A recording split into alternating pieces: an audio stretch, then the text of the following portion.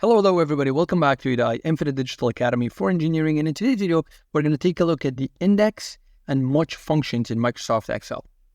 Now the reason these two are very important is because when they come together they're more powerful than the VLOOKUP function. Okay, so let's take a look at what they are individually. Right, the index function. What is the index function? Basically what the index function does is it returns the contents of a cell when you give the location of that cell to it, okay? So basically when you say, for example, row number 8 and column number 2, it's going to return the contents or the value which is stored within that cell, okay? Or for example, when you say row number 4 and column number 1, it's going to return the content or the value of that cell, okay? This is all what the index function is capable of. Let's go and use it in practice. We'll say index, okay? It's asking for an array, in this case, this table. Could be a range like this, okay? But in this case, it's this table, okay, we're interested in. And now, within this array, within this range, we're just going to give it row numbers and column numbers, and it's going to find that cell and return the value of it, all right? So, for example, let's say we want the contents of this cell, okay? Want the contents of this cell. It's located on column number 1, and it's located on row number 1, 2, 3, 4, 5, 6, 7, 8, 9, and 10. Okay, so row number 10, and then column number, okay, is 1. And it returns the content of that cell. Now, notice, since this is a table, okay, since this is a table, as you can see, all right, we don't start counting from here. We start counting from here. So this is the first row, and this is the second, third, fourth, fifth, sixth, seventh. All right. And that's why this is the 10th row. Okay. So let's say now we want the contents of this cell. Okay. Again, row number 10. All right. And column number 1, 2, 3. Okay. So we'll come back here. We'll say column number 3. We'll enter. I will return sales, okay? If you want the salary for row number 10, you're just going to come here and say the 5th column, because the salary is on the 5th column. 1, 2, 3, 4, 5, all right? And you can do this for anything in here, anything within this array that you've selected, okay? Remember, here we have selected this table as the array. So anything within this array, if you know the location of it, it's just going to find it, and it's just going to return to you the value of that cell. Okay, so let's say, for example, row number 5 and column number 5, it's returning salary 60,000, which is this one, I guess, here. Yep. All right. Sounds great. So this is what the index function is, and this is how it works. What about the much function? Now, basically, much function is opposite to the index function. Here, we know the location of a cell, okay? We know the location of a cell. We want the content within that cell to be returned to us, okay, in the index function. But in the much function, we know the content of a cell, but we don't know the location of it, and that's what we want. We want the location of that cell, okay? So let's see this in practice. Now, let's use the much function, okay? And we know the content. We know the content of, for example, of a cell, which is 103. Let's use this as an example, okay? So I'll say 103, okay? And then we'll look it up here in this column, okay? And we want an exact match.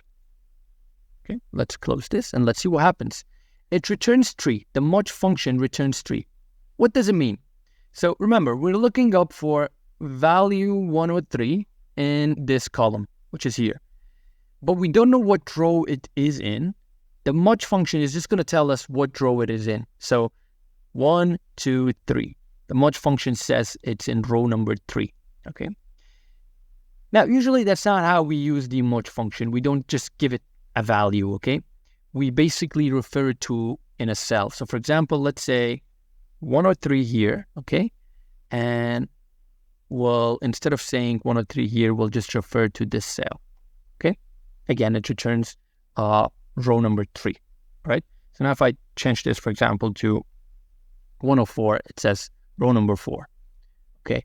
Or if I change this to 108,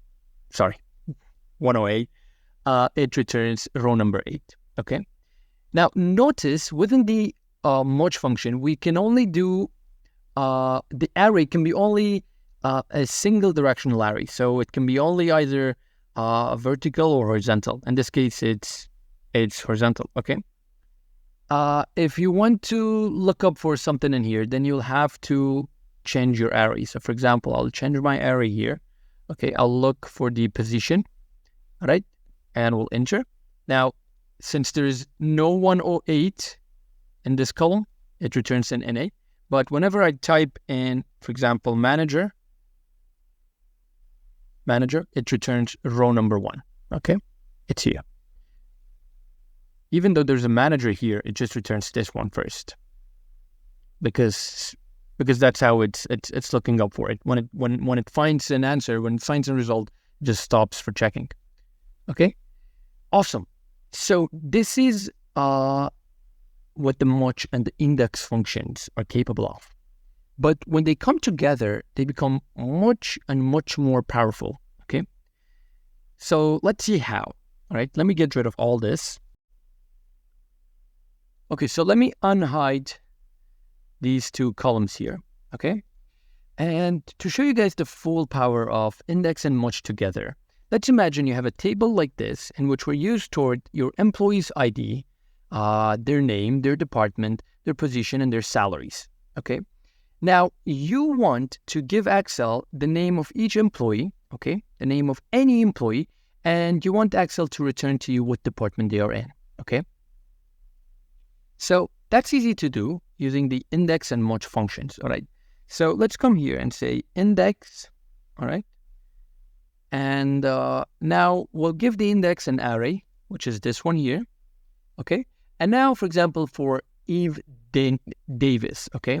We want the department to be returned. So one of the ways we can do this is obviously coming here and saying, so row number 1, 2, 3, 4, 5, okay?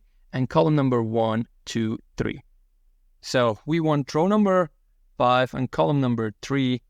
We want that to be returned, and it returns to you marketing. Easy, right?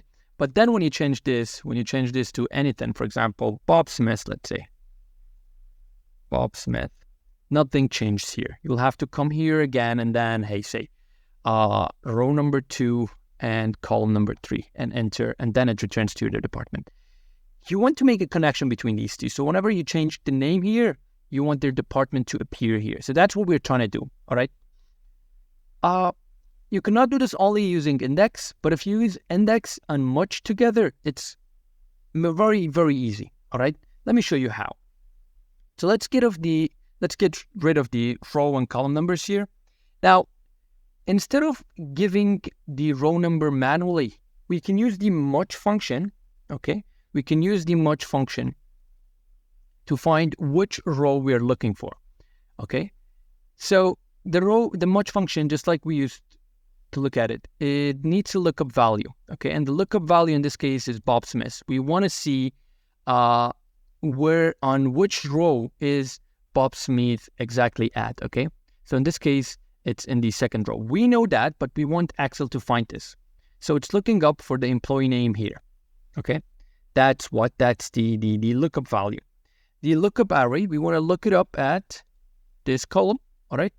And we want an exact match. Okay, great, sounds great. So this is the merge function. What this function here will do is it will basically look up for this name, this employee name, and it will return to us at what row it is at, okay? Great. And the index function now knows what row it's at. We gave the row number to the index function. Now we want the column number, okay? The column number, we know we want the department to be returned. So that's first, second, and third column. So if I give it third column, if I close this, if I enter, now it returns sales, right? And if I change this like to anything, like to, let's say to Alice Johnson, right? It returns marketing. Or if I say, for example, Jack Green, it returns sales. It's in the sales department. All right. Let's take a look at what's happening again. I know this might be a bit confusing, so that's why I'm going to take a look at what's happening again. This time, I'll take a look at what is the responsibility of this much function here. Okay. So let's copy this and come here, right, and copy that here. Okay, and let's say equals. So what we are doing here basically is we're saying, hey, the contents of H2, so Jack Green, okay, Jack Green, look up for this content, okay, in this range and tell me at what row it is at, okay? So Jack Green is at row number 10, okay, at row number 10. Remember, we're not counting the first row because this is a table. It's at row number 10, and we want an exact match. We want to exactly find Jack Green at which row it is, okay? When I enter this, it returns 10, okay? Now, if I type Bob Smith, all right, it returns 2, row number 2. So that's what the much function is doing, okay, which is a part of this index function here, okay? So basically, instead of manually saying, hey, I'm looking for row number 2 or row number 3 or row number 5, this time I'm telling it, hey, I'm looking for the row, okay, that has this name in it, all right? In this case, it's Bob Smith. So this is the responsibility of the the much function, okay? Awesome. So that's how we are able to link these two, all right? But now you want to do something else. So you want to, whenever you change this, for example, you change this to employee ID, you want this to update accordingly. So you're looking for Bob Smith's employee ID, all right? Now, pretty easy to do that. Take a look. What we did here is we looked up for the row, okay, the row that has Bob Smith's name in, okay, and we returned this inside the index function, okay? But the column number was fixed. We knew that the department is within the third column. But if we don't know that, or if we want to have the flexibility of changing that, we can just look up for that too, right? So let's look up for where the employee ID is, okay, which column it is in. So again, I'm going to use the much function, okay? The lookup value is going to be this one. I'm looking up for this one, right? And the lookup array is going to be basically the headers here. And I'm looking for an exact match, okay? That's that. And let's close the last parentheses and enter, all right? So now it returns 102. Bob Smith's employee ID is 102, you see? If I change Bob Smith's name, so for example, I'll change to Grace Lee, for example. It returns Grace Lee's employee ID. If I change the employee ID to position, it returns Grace Lee's position, all right? If I change this to salary, it returns Grace Lee's salary. You can change this too. So for example, Jack Green, right? Enter. And as you can see, I returned their salary, okay? Again, what we're doing here is basically the index function is trying to find, the contents of one cell, okay? But it needs the column and the width, a column and the row number of that cell. We are giving the column and the row numbers using the much functions. That's what we're doing here, okay? And that's all this is. Now, there's one other cool thing to do here is to turn this into a data validation cell, okay? So you have all these names. You don't have to come here and type them always. You can just come to the data tab here, and click on data validation, change this into a list, select your list to be this one here, and click enter. Now you can just select the names, right? And you'll get their salaries. You can do the same thing for here, which I did before. Okay. All right. And if you want to remove that, if you want to remove these, you just come back here, data validation, and change it to any value.